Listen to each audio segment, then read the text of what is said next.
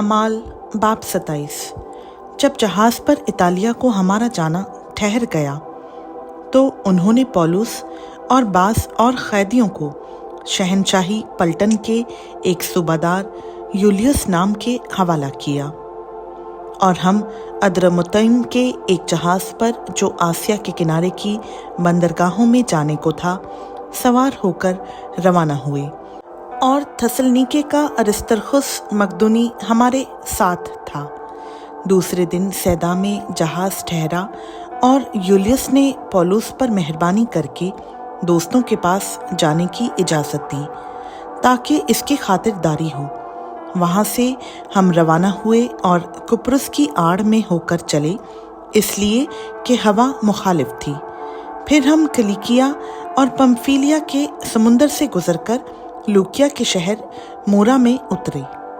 वहाँ सूबादार को इस्कंदरिया का एक जहाज़ इतालिया जाता हुआ मिला, बस हमको उसमें बिठा दिया और हम बहुत दिनों तक आहिस्ता आहिस्ता चलकर जब मुश्किल से कंदुस के सामने पहुँचे तो इसलिए कि हवा हमको आगे बढ़ने ना देती थी, सलमोने के सामने से होकर करीते की आड़ में चले और बमुश्किल उसके किनारे किनारे चलकर हसीन बंदर नाम एक मकाम में पहुँचे जिससे लसिया शहर नज़दीक था।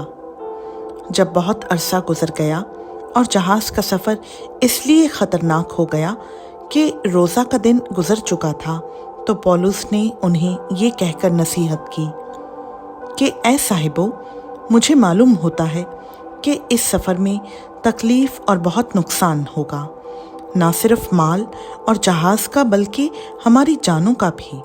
मगर सूबादार ने ना खुदा और जहाज़ के मालिक की बातों पर पौलुस की बातों से ज़्यादा लिहाज किया और चूंकि वो बंदर जाड़ों में रहने के लिए अच्छा ना था इसलिए अक्सर लोगों की सलाह ठहरी कि वहाँ से रवाना हों और अगर हो सके तो फिनिक्स में पहुंचकर जाड़ा काटें। वो करीते का एक बंदर है जिसका रुख शुमाल मशरिक और जनूब मशरिक को है। जब कुछ कुछ दखना हवा चलने लगी तो उन्होंने ये समझकर कि हमारा मतलब हासिल हो गया लंगर उठाया और करीते के किनारे के करीब करीब चले। लेकिन थोड़ी देर बाद एक बड़ी तूफ़ानी हवा जो यूरकलून कहलाती है करीते पर से जहाज़ पर आई और जब जहाज़ हवा के काबू में आ गया और उसका सामना ना कर सका तो हमने लाचार होकर उसको बहने दिया और कोदा नाम एक छोटे जजीरा की आड़ में बहते बहते हम बड़ी मुश्किल से डोंगी को काबू में लाए और जब मल्हा उसको ऊपर चढ़ा चुके तो जहाज़ की मजबूती की तदबीरें करके उसको नीचे से बांधा और सूरतिस के चोर बालू में धंस जाने के डर से जहाज़ का साजो सामान उतार लिया और उसी तरह बहते चले गए। मगर जब हमने आंधी से बहुत हचकोले खाए तो दूसरे दिन वो जहाज़ का माल फेंकने लगे और तीसरे दिन उन्होंने अपने ही हाथों से जहाज़ के आलात व असबाब भी फेंक दिए। और जब बहुत दिनों तक ना सूरज नज़र आया ना तारे और शिद्दत की आंधी चल रही थी तो आखिर हमको बचने की उम्मीद बिल्कुल ना रही। और जब बहुत फाका कर चुके तो पौलुस ने उनके बीच में खड़े होकर कहा, ऐ साहिबो, लाजिम था कि तुम मेरी बात मानकर करीते से रवाना ना होते और ये तकलीफ़ और नुकसान ना उठाते। मगर अब मैं तुमको नसीहत करता हूँ कि खातिर जमा रखो, क्योंकि तुम में से किसी की जान का नुकसान ना होगा मगर जहाज़ का। क्योंकि खुदा जिसका मैं हूँ और जिसकी इबादत भी करता हूँ उसके फरिश्ता ने इसी रात को मेरे पास आकर कहा, ऐ पौलुस, ना डर, ज़रूर है कि तू कैसर के सामने हाजिर हो और देख जितने लोग तेरे साथ जहाज़ में सवार हैं उन सब की खुदा ने तेरी खातिर जान बख्शी की। इसलिए ऐ साहिबो, खातिर जमा रखो, क्योंकि मैं खुदा का यकीन करता हूँ कि जैसा मुझसे कहा गया है वैसा ही होगा। लेकिन ये ज़रूर है कि हम किसी टापू में जा पड़ें। जब 14वीं रात हुई और हम बहरे अदरिया में टकराते फिरते थे तो आधी रात के करीब मलाहों ने अटकल से मालूम किया कि किसी मुल्क के नज़दीक पहुंच गए और पानी की था लेकर 20 पुरसा पाया और थोड़ा आगे बढ़कर और फिर था लेकर 15 पुरसा पाया और इस डर से कि मुबादा चट्टानों पर जा पड़ी, जहाज के पीछे से 4 लंगर डाले और सुबह होने के लिए दुआ करते रहे।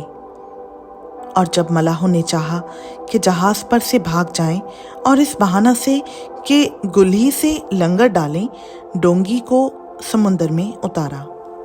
तो पौलुस ने सूबादार और सिपाहियों से कहा कि अगर ये जहाज पर ना रहेंगे तो तुम नहीं बच सकते। इस पर सिपाहियों ने डोंगी की रस्सियां काटकर उसे छोड़ दिया।